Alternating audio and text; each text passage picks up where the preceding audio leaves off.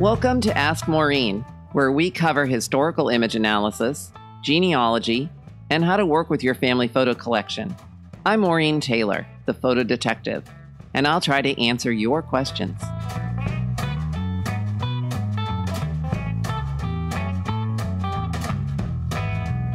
Hi, this is Maureen Taylor, the photo detective. Thank you for joining me for the February 2018 episode of The Photo Detective, formerly known as Ask Maureen.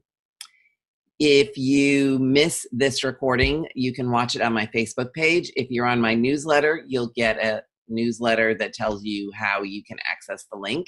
And you can also listen to this recording on iTunes.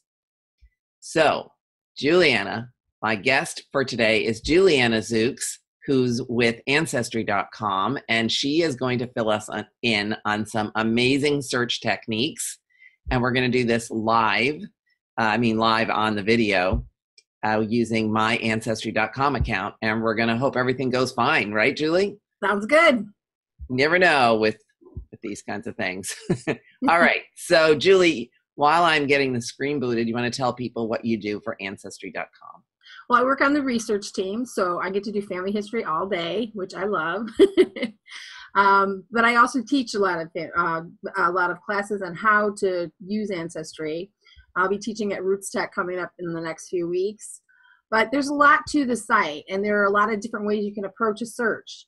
When we first go in, so a lot of times our first temptation is to start attaching those hints that we see and just dive in and start attaching. But if you're starting new with someone, sometimes it's a good idea to start with a search of the site without going through those hints. Go through and just do a global search and kind of do a survey of how many people in the area where your ancestor lived kind of look like him on paper. So, for example, I've got a James Kelly in New York City who is married to someone named Margaret. He was born in 1815 in Ireland. Well, there's another James Kelly in the same neighborhood, married to a woman named Margaret, born in Ireland around 1815. The difference is in their occupations. Mine made artificial flowers and the other guy was a baker. But knowing that there's this guy that looks similar to my ancestor is going to help me to distinguish my person from theirs. Or from him. So going through and doing a global search is going to kind of bring up all of the people that kind of look like your ancestor. And you sometimes we get caught into one hint, and then Ancestry says, oh, you're looking for that guy, and they'll feed you more and more on that guy, and when in essence you actually may have the wrong person. So always good to do that exhaustive search that we're always talking about. Okay, so what do you want to start with? Global search? Yeah, I think that'd be a great place to start. So I should go to the search tab. Yeah, there's a form on the home page too, but there's a more extensive one on the search tab. So I'll go to search, and then open all collections. Yep. And then I'm just going to scroll down for a moment just to show people that I have all the boxes checked. That I'm searching all collections, historical records, stories and publications, family trees, and photos and maps. And I want to capture everything. Right, and that's really important too, because sometimes we can change the focus, and you can focus on just U.S. collections, or just maybe you're working on somebody from the U.K., so you only want U.K. and Ireland. The thing to remember about all those features down there at the bottom is they're super sticky. If you change it while you're doing one search, and then you go back like 2 weeks later, it's going to still say that. And Julie, I've done that, and I know I'm not alone. I switch it, and then I start researching somebody else in a totally different spot. Why am I getting all UK records? Right.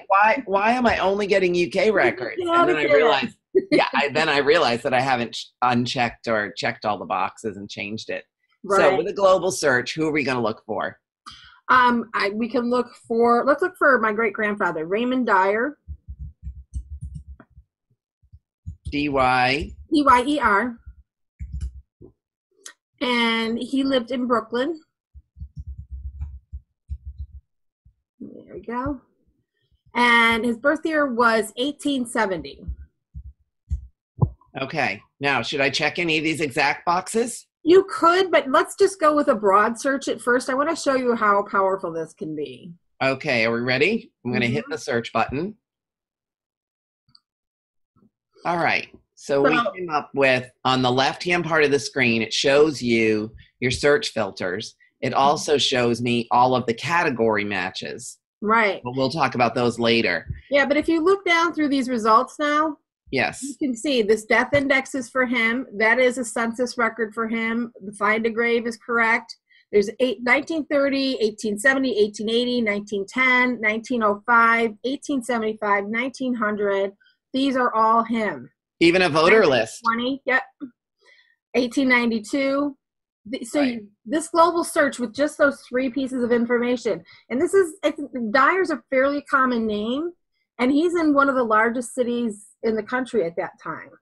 So that just shows you how much you can pull up with one search. And if you keep going, you're going to run into a ton of pictures of Pop Dyer. There he is, with hat in hand.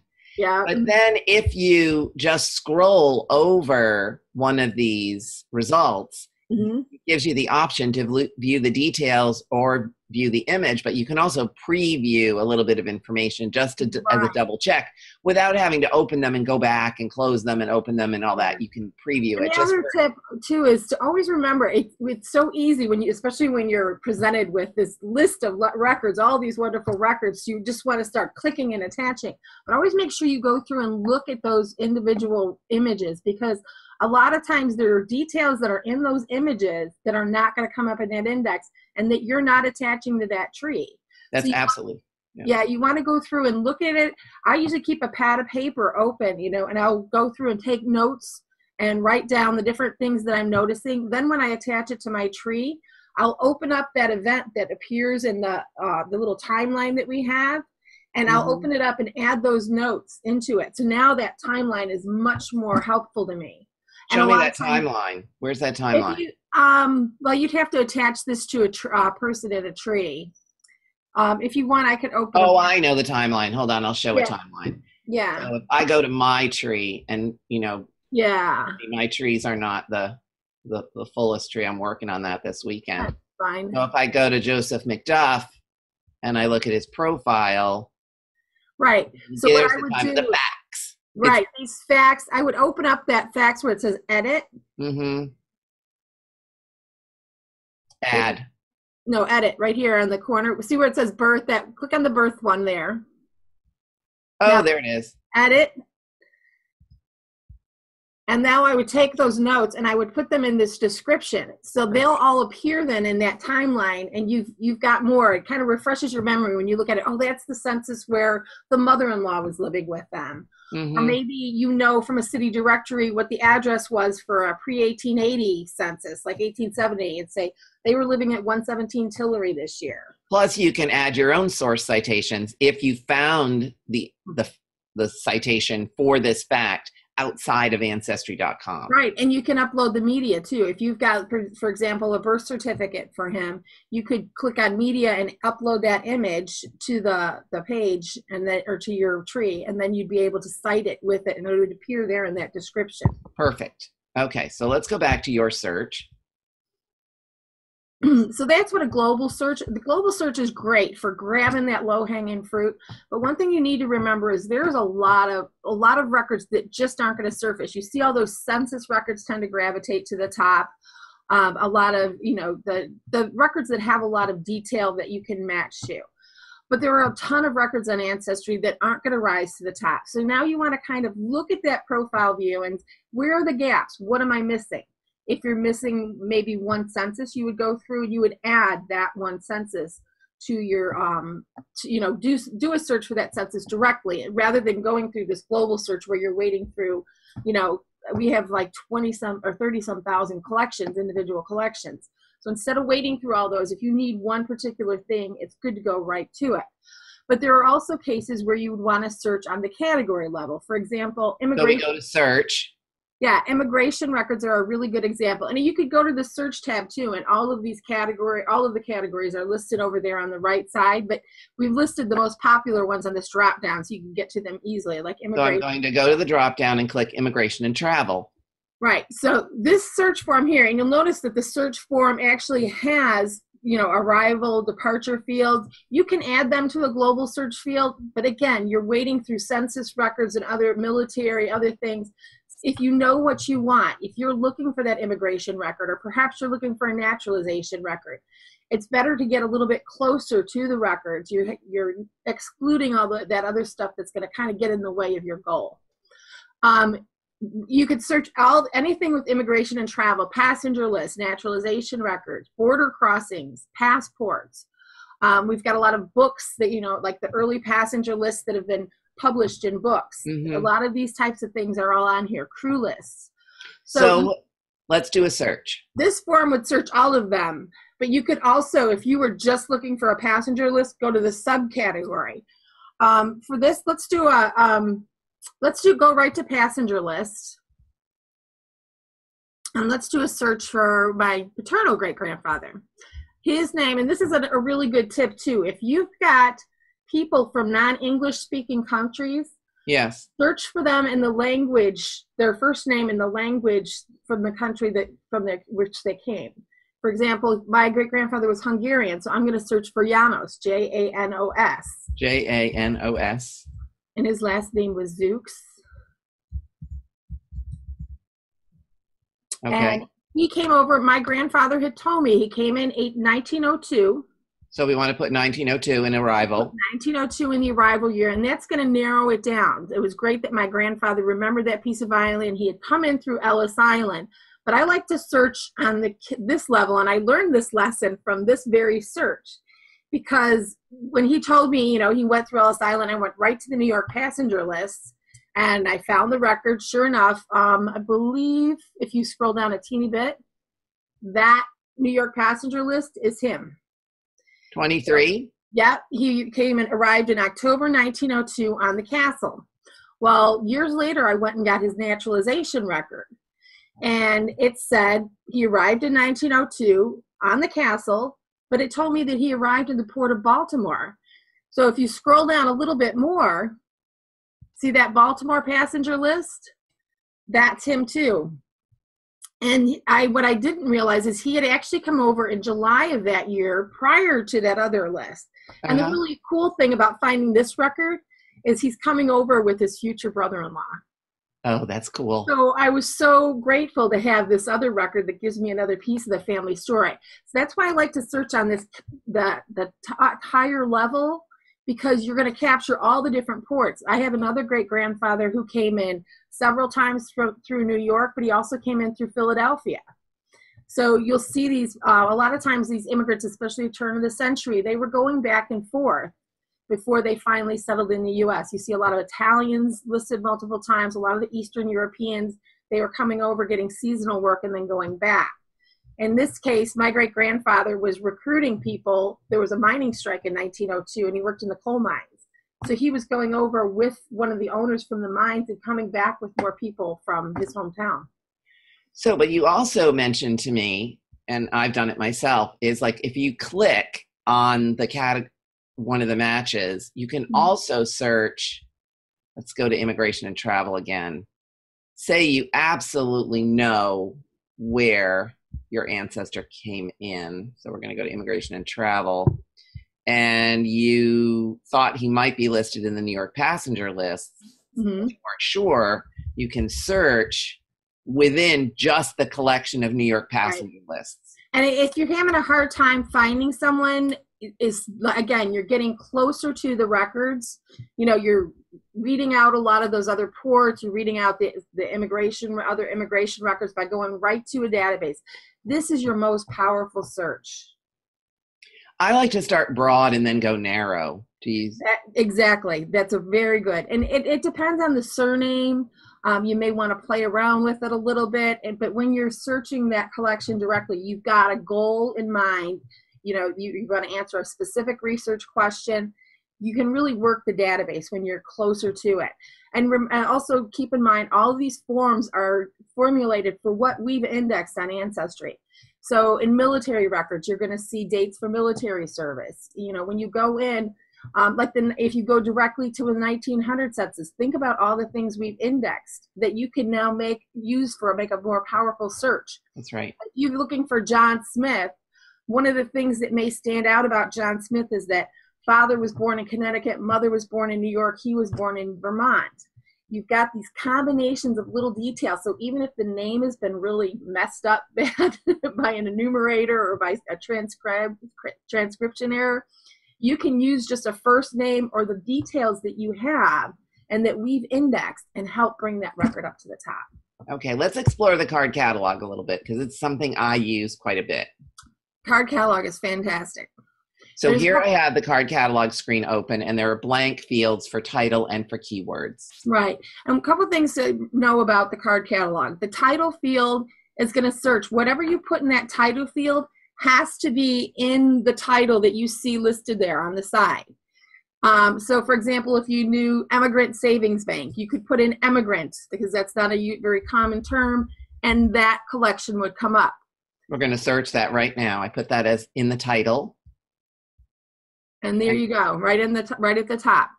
So, and these are records that will not come up in a global search. There typically isn't an age listed.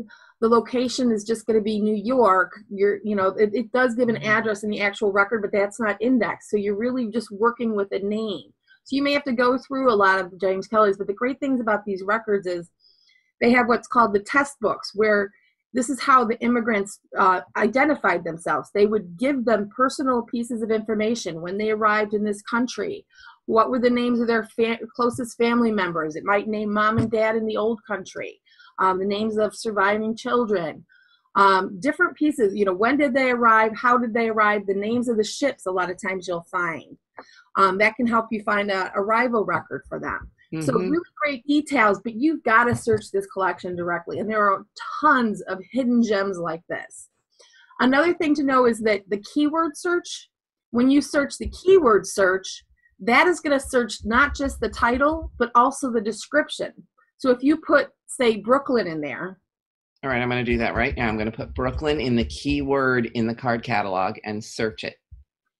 Now you see the first records that come up don't have Brooklyn in the title, but if you hover over it, you see that this collection includes records from Brooklyn, and because that term is in there, that's going to come up. So it's going to give you a broader search than the title field.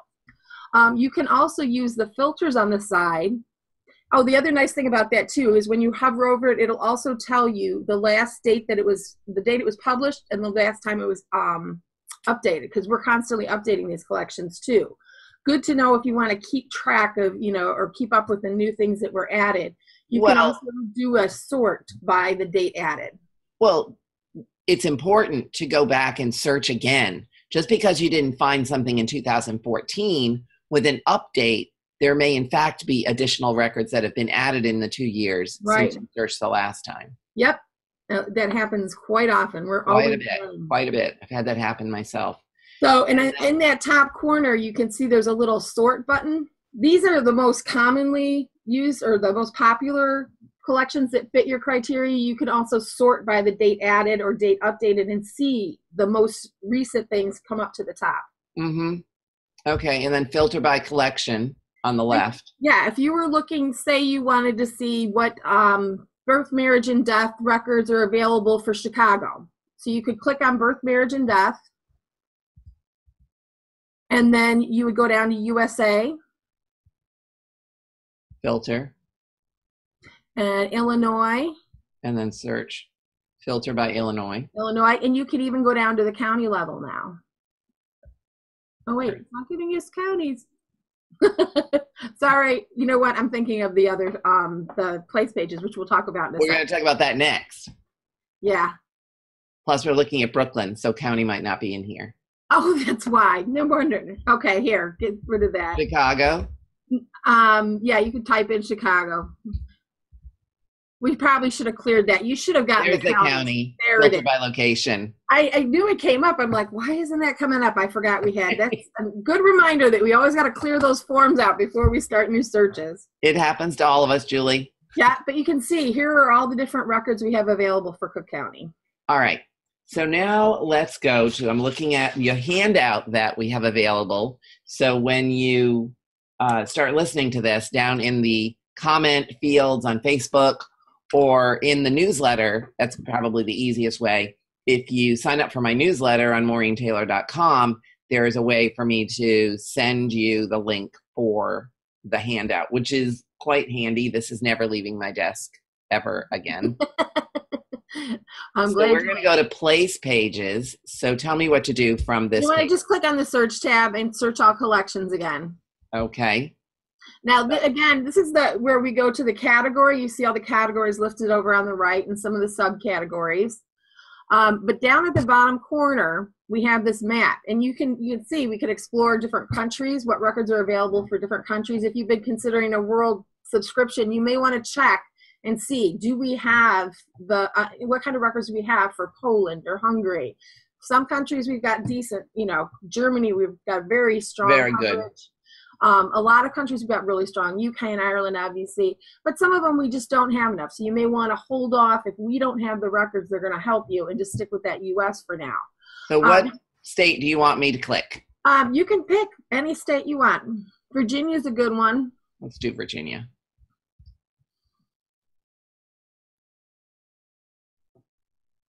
Now here you can see we've got all the, these are collections that are specific to Virginia.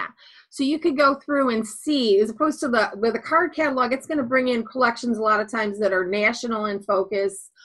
You've got like the Burroughs files for the veterans, things like that. Those would come up under vital records. For Virginia, you see, this is where you can zero in on whether we have good collections of vital records for each state. You can see Virginia, we have excellent coverage. Mm-hmm. And this is just kind of our greatest hit. Notice that last link says view all. So the most popular ones are the ones listed first. Right. These are the largest collections, the most popular. But if you click on that view all on any of them, this is going to expand it, and you're going to find more. You can see we've got 42 different census collections that relate to Virginia. And this is where you're going to bring in the collections with a national focus as well. Plus, I love the fact that over on the right, you can actually narrow it by region. So if you know what county, and bear in mind the historical boundaries of these counties change. Mm-hmm. And a lot of what you're seeing in these county level, first of all, you may find smaller vital records collections within these counties, things that have been published, smaller publications, but you're also going to be finding local histories. If you go back to that other page where we had all the latest, go all the way down to the bottom. These are some of my favorite. When I'm looking for historical context, you can go through and read. We've got thousands of local histories. And again, these are hidden gems because they're not going to come up in a Google search. They were OCR books that we've gone in and indexed. And you can go through and look and see. Notice that one's even free. This one doesn't have, it does have there's a nice thing. Some of them we have a different way. This one you can browse it by volume. Let's go into colonial records and try see. this one. No, these are older ones. Go into a county specific one if you could. If you go back one page. Okay, go back to the counties. Look over here on the side. Let's just go to King George or King and Queen maybe, because they've got a couple that we can choose from. Now these are, see down here, all these stories, members, and histories. I would go to one of these local histories. King and Queen County, Virginia. Let's see if it has our nice little browse. Sometimes there'll be a drop-down browse, but this is the ones that I like. And we're trying to move a lot more of these collections toward this. So you can browse these like a book. You can see the contents are there, the index, the different parts of the book that may include stories of interest for your family. You can really go through and find some great things in local histories. A lot of times they include biographical sketches. It's true. You may want to take some of them with a grain of salt. A lot of times these sketches were submitted by the descendants and their ancestors were a bit glorified, but there's some great leads in them. A lot of time the family history, he is descended from a Revolutionary War guy and blah, blah, blah. But lots of personal details in there. When they arrived in a particular place at a particular time, who they came with, a lot of great info. And even just the historical things, even if it doesn't name your ancestor, there was this year that there was a huge drought. Or I found one from Gratiot County, Michigan that actually had like a full page on the storm that went after the cows. Apparently there was this bad lightning storm and a lot of cows got hurt in that storm. So, but it listed all the farmers who lost their cows in this storm. So a piece of the family history, right? That you would never find anywhere else. Never, ever. Now, let's talk about when you only have partial information, which is the wildcard search. Right. So if I go back to all collections. Let's talk about on your sheet, you have 2 different wildcard searches.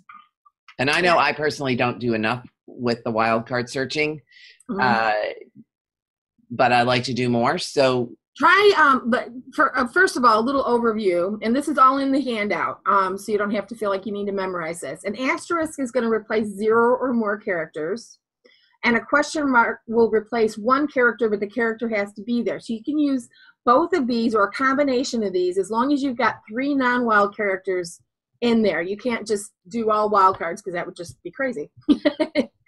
And also the first or last character has to be a non-wild card character. So you have to have a letter for either the beginning or the end of the name. But these are great when you run across the names that are constantly misspelled. My great-grandfather, John Mikowski. If you put in John, John, and then his name was sometimes spelled phonetically, Menkowski, because he had the E with the diacritic. In Polish is pronounced EN. So if we put M-E. M-E, and then asterisk, so that'll pick up whether the N's there or not. K-A-L. And then the ski was sometimes Makala. Sometimes if it was a woman, it was Mikalska. So I can put an asterisk there and it'll pick up all of those endings. As we do this, can you combine? Yes. Yes, you could put, like, if that E was sometimes something else, well, actually, say the A was something else. You could, sometimes they spelled it with the M-E-K-E-L. Right. I could put a question mark there, and it would say, okay, a letter's got to be here, but sometimes they switched it up. And I'll show you an example of that in a second, too. All right. I'm going to switch on M-E asterisk K-A-L asterisk. Right. See if we can come up with your ancestor. These are, we should probably put Cleveland in there, too, because we're pretty broad with this. Let's edit the search, and we're going to put Cleveland. Here we go. Cleveland in the place your ancestor may have lived. You'd probably be able to do that too. But one of these is that's him. Minkowski. Minkowski right there is him. 1930 federal census. Yep. But it turned up lots of other names. Yeah, you can see the variants, and in fact, I want to look at some of these now. Mikala, Mikowski. The Mikala one, I haven't seen that one, but yeah, there's some other ones here. This 1920 is him here. Yeah, for all the variant spellings. So you're picking up these different variants of the names. It's just kind of a way if you don't want to keep trying all the different spellings, Let's do another one. Clear. You can do a clear search at the bottom. At the very bottom of the field, there you go. You just hit new search. There you go. Let's try William Huggins. Now, my Huggins people, they like to think that vowels were interchangeable.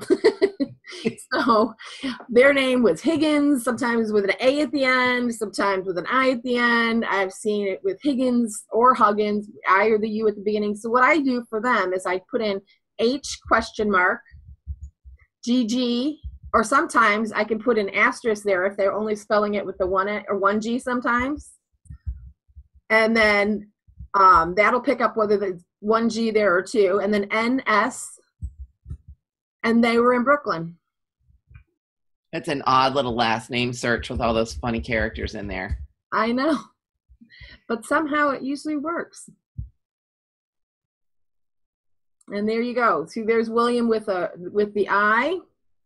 Actually, that's not my guy, but he's one. That one's mine, the 1865. Which is Huggins. Right. But on passenger list, when I went to find their children were Higgans. So you're going to get these different results. And again, when you're having these types of problems too, really helpful. We're doing a global search here, and you can see that it's already helping bring up some of these variants. But when you're closer to the records, when you're in those category level or searching a collection directly, this makes your search so much more powerful. So we have looked at, let me just review, global search, category searches, searching in the card catalog, place pages, and of course, the very important wildcard searching. Yeah. There's one other search that we didn't talk about, and just one thing I want to mention. When we do a search directly like this, we're formulating what we're putting into that search, and we're thinking about what am I entering in and what's most likely to be indexed in the records, because we want to match as many things correctly. If you put in a death date, for example, in a global search, you're going to lose all those census records. If you say exact, say, even if I know my ancestor died in 1952, we did that search for Raymond Dyer. If I say well, here, you can go ahead and do it. Raymond Dyer, and then Brooklyn. And we had that death record for him. So you can add that death field and say 1952 exact and specify exact. So what that's saying is that has to be in there in the record. So if you do this global search again now. All right, I'm going to search. All of those wonderful census records that we had before, you can see they've disappeared. They're gone. Right. We're only getting records that include that 1952 death date. So important to think about what is my goal? What do I think will be indexed? You can go in and look and play around, see what we indexed in the record, search for Smith, but try and match what you're putting in there. Now, we talked about formulating a search, but we didn't talk about searching from trees. Something to know, when you're searching from a tree, you're throwing everything we know about this person at the search. Let's do one of those. Okay. So where do you want me to go? Just go to one of your trees, and we'll just pick a person and do a search right from there. Yeah. My incomplete trees.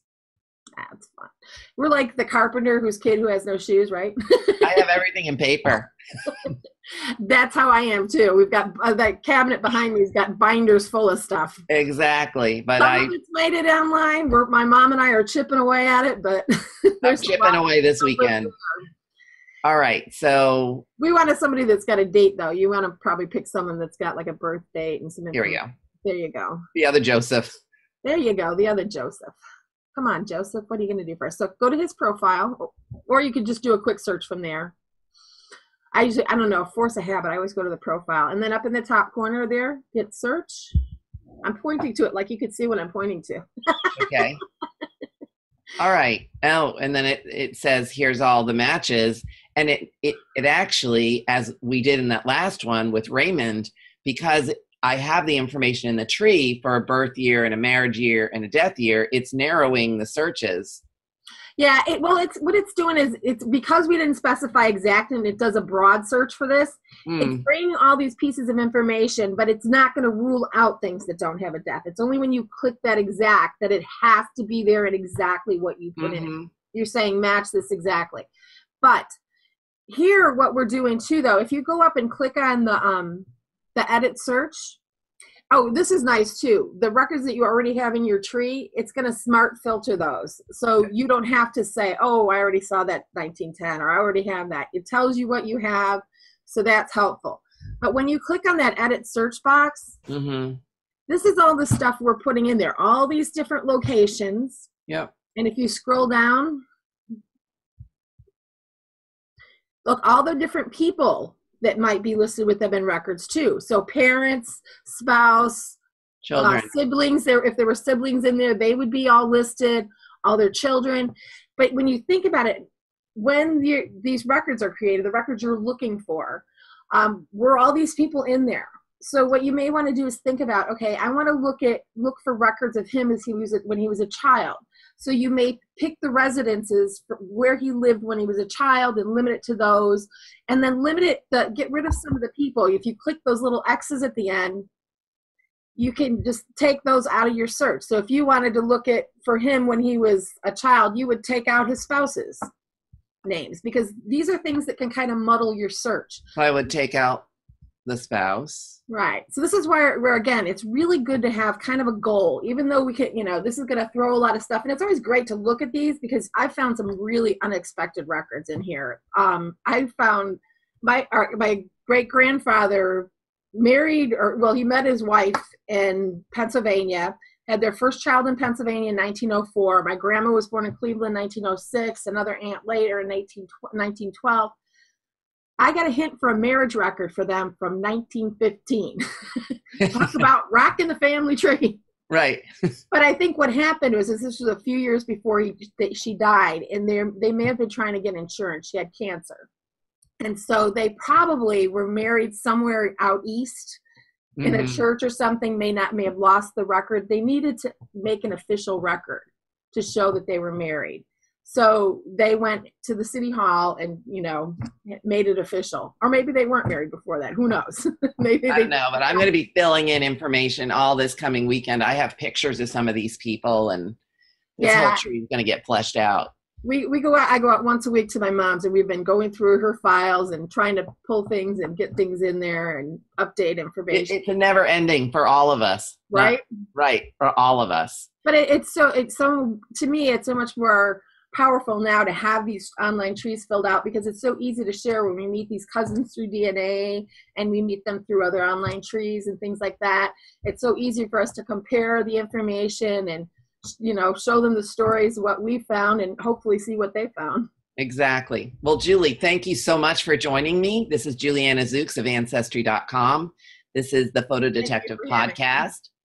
I hope that you will listen to this on iTunes or watch it on Facebook. I also hope you'll sign up for my newsletter, both to get the handout, but also I have a new course launching in just a few weeks. And if you're on the list, you get a discount. You get an early bird special.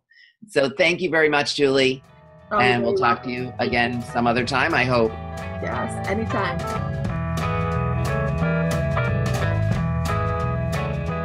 Thank you for watching and listening.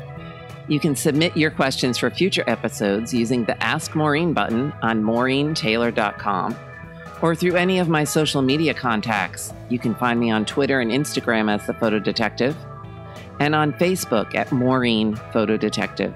I hope you'll come back for the next show. Don't forget to send me your questions.